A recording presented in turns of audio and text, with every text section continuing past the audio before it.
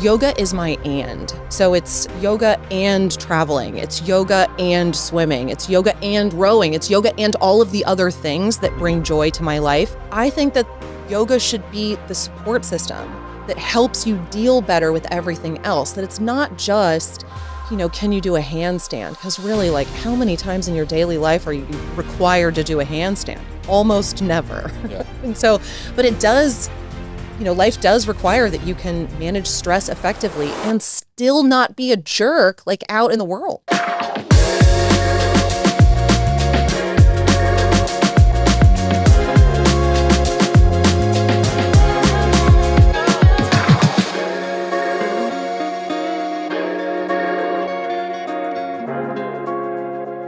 Hey everyone, welcome back to the Real Training Better Living podcast. I am your host, Tommy. I'm with my co-host, Mr. Chris Diamede, and I have a special guest today, Miss Kelsey Konsen. Been very excited to have this interview for a while because Kelsey and I have only known each other for, I would say, about like 6 months, but I feel like it's been awesome 6 months, so I'm glad you're here. Yeah, thanks. So just to give listeners quick background on you, Kelsey, because I won't do it justice. Just a quick, this is Kelsey in a nutshell. What would that be?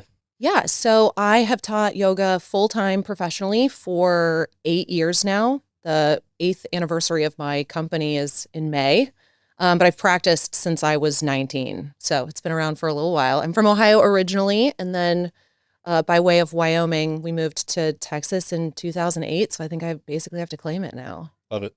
And what kind of initially sparked your passion for yoga? Because like yoga is... it's pretty mainstream, I would say, here in America, but I feel like what's unique about you is like your interpretation of the practice is very unique, which I love. So do you mind just giving listeners a little bit of like, hey, this is how I got into this whole thing? Yeah. So I was the consummate athlete. I swam from 6 until 18. I played water polo in high school and thought I could organize my life in college without a sport, which is hilarious if you've ever been like really dedicated to a sport.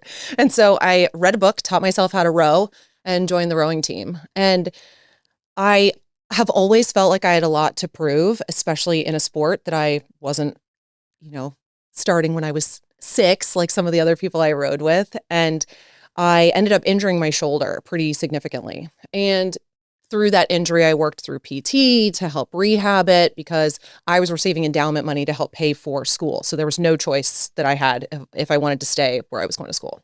So I went through the PT and really had lost a lot of range of motion because it had gotten strong enough so that I could go back to rowing.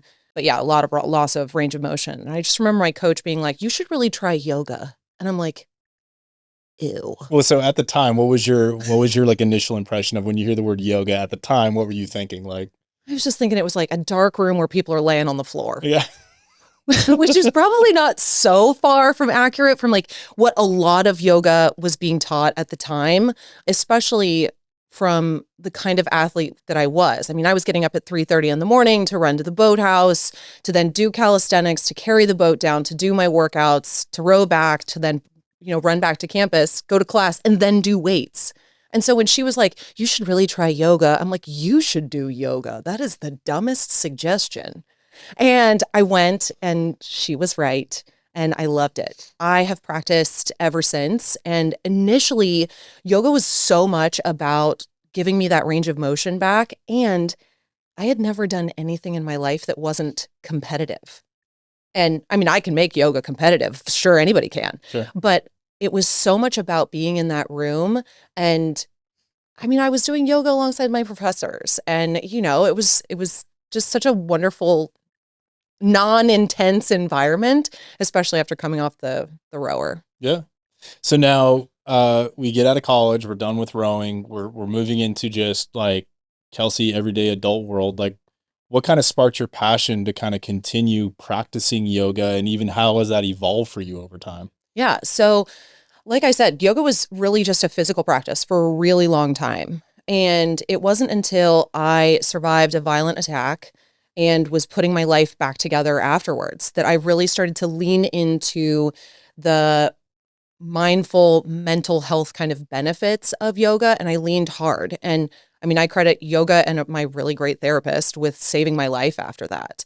I had a really hard time getting back to normal things like taking out the trash and getting in the car and all of those kinds of things. And yoga gave me the space in my mind and in my body to like live in this vessel again where I wasn't disassociated. Is that scary?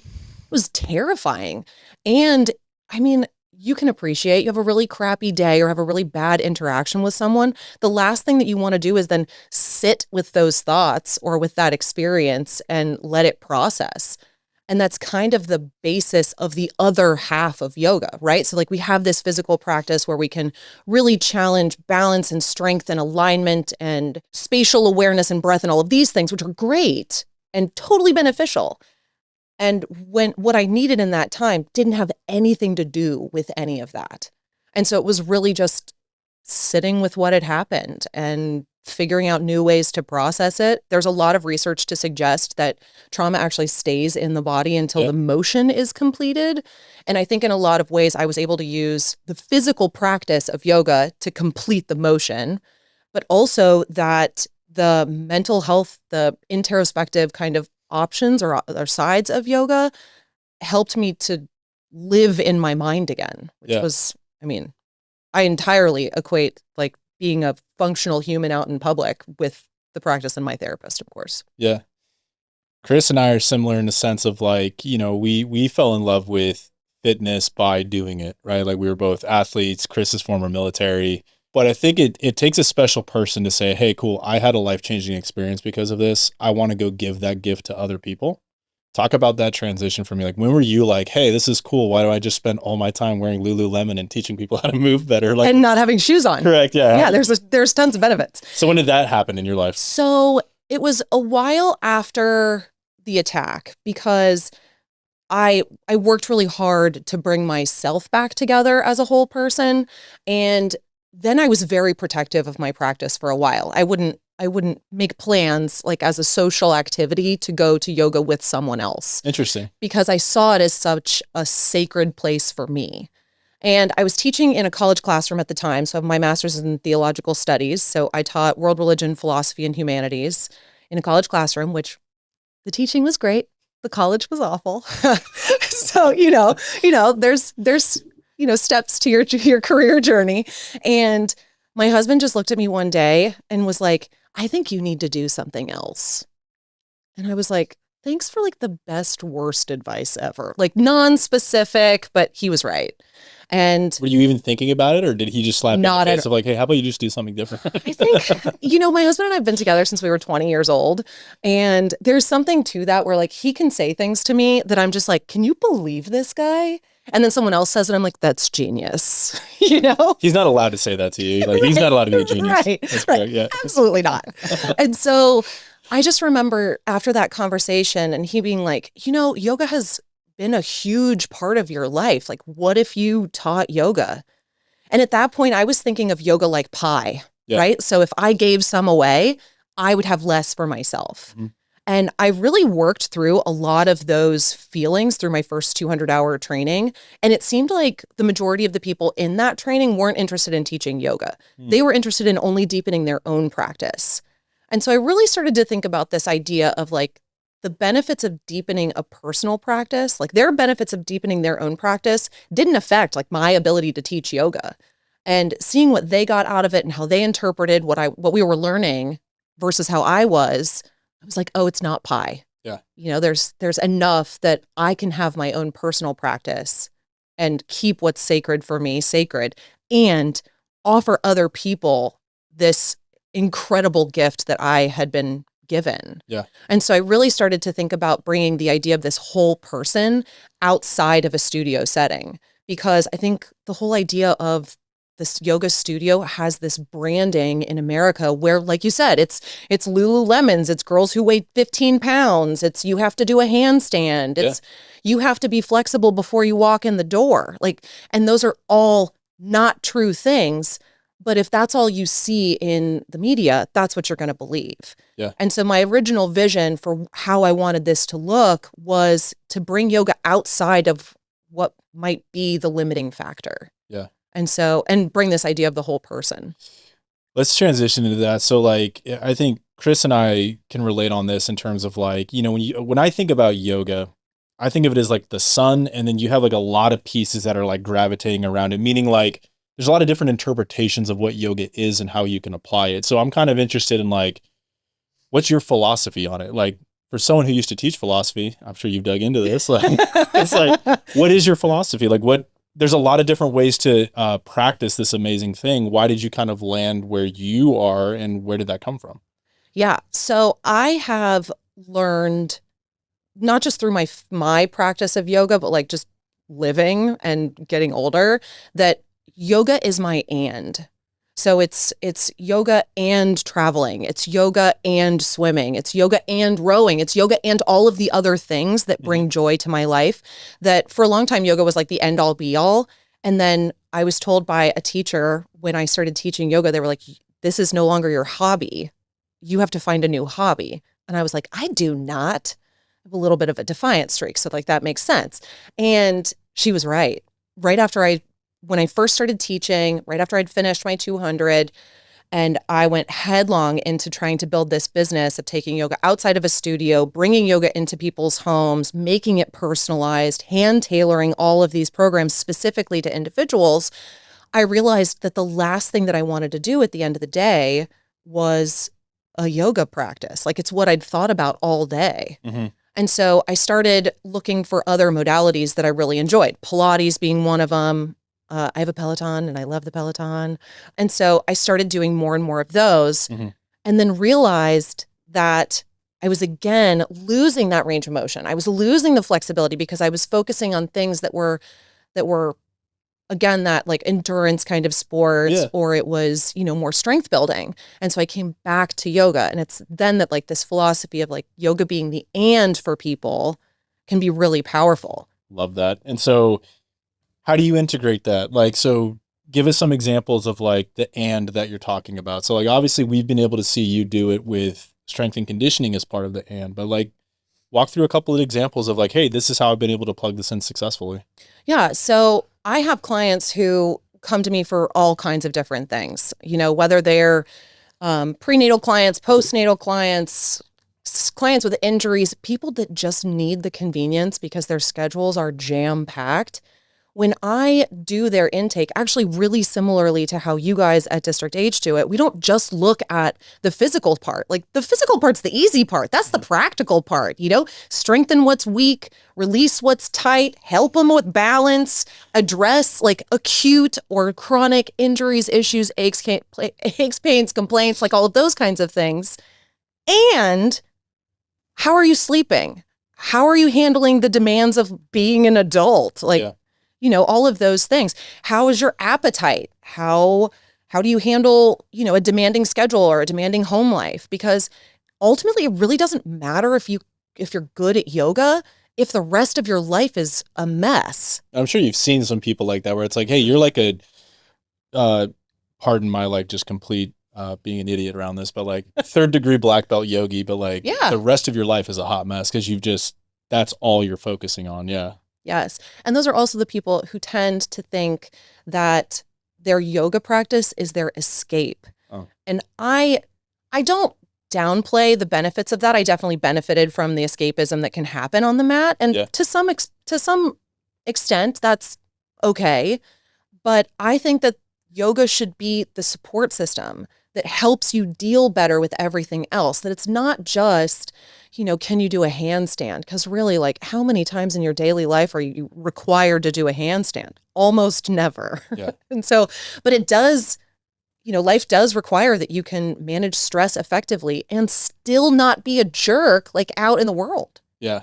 I think when you originally reached out to me, cold DM, and Cole, I got to be careful because people are going to hit me up. Whoever cold DMs me, I will at least give you let's have a conversation because I appreciate the hustle because we all got started that way. What stood out to me when we first went down, our conversation was, in my experience, there's two types of people in fitness, health, wellness. You either are the person that's like, I like being the fun facilitator and I will spread roots, maybe not too deep, but wide. Mm-hmm. Whereas you are similar to me where it's like, I'd rather go narrow but deep. Like I really want to personalize this. Yeah. Why do you think you're wired that way? Like, why do you think that that matters more to you to say, hey, I'd rather work with less, but go deep versus work with everyone and go wide? So when I first started, I just wanted to teach yoga to anybody, to everybody, because for me, it felt like the magic beans or like the secret sauce, right? And the more that I worked with folks and was spreading myself so thin, I was teaching corporate classes as part of corporate wellness, and I was teaching private one-on-ones, and I was teaching small groups, and I was teaching in other CrossFit gyms or CrossFit style gyms, things like that. And it never felt authentically like my style. It felt like yoga to make money, not yoga to improve people's lives. And I keep coming back to like what my why is, and my why is always this whole person, this coming from a place of yoga supporting all the other things that you love in your life. And so when I kind of recentered, I also was recommended this book by my close friend, Better Not Bigger. And it was like a light bulb went off. I've been a student since forever. I love learning. I'm a huge nerd. And I never stopped taking trainings when I finished my 200. I mean, I'm certified in prenatal, postnatal, yin, yoga for athletes, anatomy. I have a 500-hour certification that I just finished that specializes that makes me a yoga medicine therapeutic specialist. And so I have longer modules in Chinese medicine, female health, spine, hips, shoulders, like all of those things are not just to say like, look how many things I've checked off as far as boxes go. It's that when I have clients who come up to me and they say, my right shoulder has bothered me for 10 years, we can work through a program and improve something that they've experienced for a long time, which could be impacting other parts of their lives as well. So I'd rather go deep and know the information to help someone rather than touch 900 lives in a week. Yeah. I think like when you talk about like, checking all these boxes, like all these certifications, to me, it's just like, no, like what you're doing is you're building this garage of tools that you can apply just based on like, hey, if this is the problem I need to solve, this is the tool that I apply to solve that problem. Right. Yes. So like that's versus like, I do know people who are just obsessed with having letters after their name and stuff like that. Do you want to give us a few of your success stories? Like just really interesting stuff of like, you know what? I started with this person. This is what we were solving for. This is what we did, and like how you did that through yoga. Because I feel like that's, again, my limited lizard brain here. Like I'm thinking like, okay, cool, down dog and like pigeon and. I mean, you're not wrong. Yeah. He's like, and that's it. Yeah. Yeah, absolutely. One of my favorite stories is actually one of my close friends. She had a rough first birthing experience with her first child. And when she was pregnant with baby number 2, asked if I would be willing to create a program for her. She is very much one who wants to take control of things and really felt out of control or from the first birthing experience. So during her second pregnancy, we worked extensively on different tools for her. And that's one of the things I love the most about my job is like, it doesn't have to be one size fits all or one size fits most. It's this size fits you, which is an entirely different concept especially when working with the pregnant population. But I'm not a nice prenatal yoga teacher. I'm not going to let you lay on the floor and take a nap. No, we're going to do wall sits and I'm going to teach you how to breathe, because having a baby you guys have kids. It's a workout. It is an athletic endeavor. Yeah. And you better know how to breathe to get through it. And so we worked on lots of different breathing techniques to find the one that was the most effective for her. And she loved it so much, she asked me to make a recording of me kind of coaching through the breathing techniques. And she used it through her labor and delivery. And she was like, this saved me. That's amazing. It's just like, it's such a wonderful feeling to know that like something that I worked hard to learn and the tools that I've built, like it helped her have a more empowered experience giving birth the second time. It's incredible. I also had the pleasure, and she's still one of my faves. She is in her 50s now. In her 40s, she was diagnosed with hip dysplasia. She was a collegiate volleyball player who had never had any hip issues. Hip dysplasia, no hip issues. I mean, like she's just an anomaly. So you can tell that the musculature in her hips and in her back were working overtime to keep that joint together. And so ultimately she had to have hip replacement. And then she also had knee surgery as well. And years after those surgeries, she just was experiencing like debilitating back pain. And in her intake, she identified that her and was golf. She just wanted to be able to play golf with her husband and her kids. And she's like, I can't even garden. Like I can't lean over because the breath is like, or the pain is like, take your breath away. And so we worked through some diagnostics for her and found that the deep hip stabilizer, the psoas, and then her hip flexors were so tight. She was in great shape, but those muscles were so tight that they were pulling on her low back, not letting that full release. And so we worked extensively to offer more length in those muscles and kind of stabilize the back of the hip. She doesn't have any back pain now, is out playing golf. Yeah. So it's pretty exciting. Like when you get to like give them back to the world, you know, you're free. Yeah, you're free. That's awesome. Do you want to speak to some of the work you've been doing inside of District H a little bit? Yes. Because I've got nothing but raving reviews from clients, and I try to lock myself in the office so I'm not interrupting your session. I'm like, guys, she's in charge. I'm not here. Like if the place is on fire, call the fire department or Kelsey. Like that's pretty much it. Some of the things like when you and I connected, I was like, look, we lift weights and we do conditioning and we do all these things, and these are professionals. So most of them sit all day, and these are kind of like, what was going through your head? And you're like, okay, this is how I'm going to build this program to help these people. My immediate thoughts were like, these people are exactly my clients because they have demanding lives, demanding jobs, demanding families. They have very little time. They want to maximize what they're getting out of the time that they have. They value expert service, obviously, and they want wellness and fitness to be part of that schedule, even though they don't have that much time. And so those are my people too. And I remember thinking how excited I was about literally it was just all of the things that I could incorporate into our classes as I was developing. You sent me like your lesson plan on your Remarkable. I'm like, she's going deep, you guys. Like, there's graphs and figures and like we're doing it. Yeah. And I love feedback. And so I've had some incredible questions post-class, and you can tell that your community is not glad handing me, right? Like they're not just like, oh, it's so nice that you're here and I get my check for the day and I just had to lay on the floor. I mean, we all love a sticker. We get it. Stickers. But they're asking questions about, I had one woman approach me afterwards and she was like, I am having trouble sleeping. Do you have any recommendations? And so I gave her some recommendations for legs up the wall for nervous system down regulation and some breathing techniques and things to try. And she came back the next time and she was like, it has made a huge difference.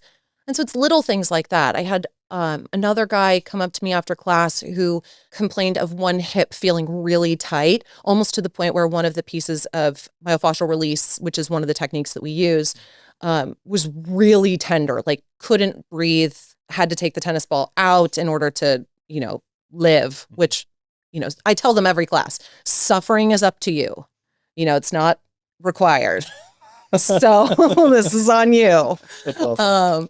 And me talking to him after class, he wanted to know if there were other options to address that asymmetry in his hips. And so I gave him a couple of things to try for that. And it's such a wonderful group of people who really genuinely care about doing things correctly. Because like I said, they want to maximize their time. They don't want to do something that is a waste of it.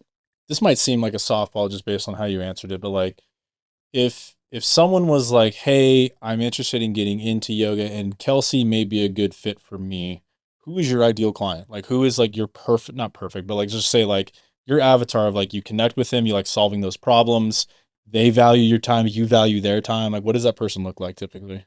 So many of my clients, this actually is a surprise to lots of the people who ask about what I do, is the majority of my clients don't have a deep background in yoga. Probably half of them have never practiced yoga before ever. And so it's not like I need to come from this like very strict yoga background for the ideal client, right? They're not looking for a Kundalini style class or a Vinyasa style class or a Bikram style class because they don't know, those words don't mean anything to them. what means something to them is that I have a conversation with them like you guys do, right? And so those ideal clients are ones who are busy, have demanding lives, have demanding jobs, have the desire to get wellness and fitness into their schedule, but they don't want to mess about. They want convenience, like, you guys do open gyms and you do private sessions, and that's very similar to how I operate. I work on their schedule because it's a whole lot harder to say, oh, I don't think I can do it today when I'm coming to you. And so I kind of take those people who don't really have the desire or the time to pack up and head to a studio. Well, we've taken that out. I'm coming to you. Yeah. And so these people don't need, like I said, don't need to have a ton of yoga as a background. They just need to have the need to, reduce the stress in their lives, improve their sleep, improve the pain that's in their shoulders. Whether the issue is physical or more mental, emotional, like all of those things can be addressed on the mat to make off the mat life a heck of a lot more enjoyable. Yeah. So guys, if any of those things kind of resonate with you, or you're kind of like, yeah, that kind of spoke to me, like I will put Kelsey's contact information and how to get a hold of her in the show notes. So you guys can be like, hey, like I'm going to reach out to Kelsey and just see if it may be a good fit.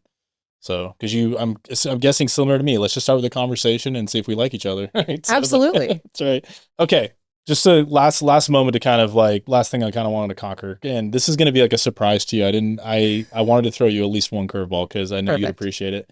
You just finished your 500 hours, which congratulations. That's not a easy feat. Where do we go from here? What are we trying to do with this thing? Like, what are we evolving this thing into just based on where you're currently at?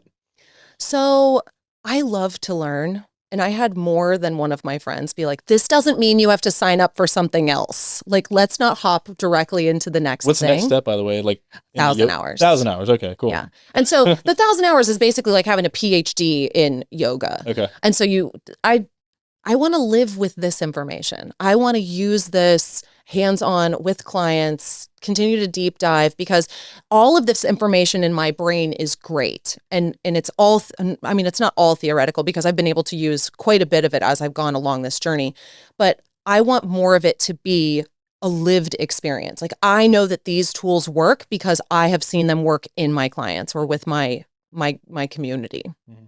And so, I'll just keep using all these things in the toolbox. That's great. Love it. Awesome, you guys. So that is Kelsey. Obviously, if you are a current member of District H, you're going to see her at least once a month. Would love to evolve that into more, as long as like it works for both of us, because I know you're crazy busy, and having a day off is also nice too. So every once in a while. And I will put her contact information in the show notes if you guys want to get a hold of her for some one-off private sessions or ongoing private sessions. You know how to get a hold of one of the best in Houston. So with that, guys, thank you, and we'll see you next episode.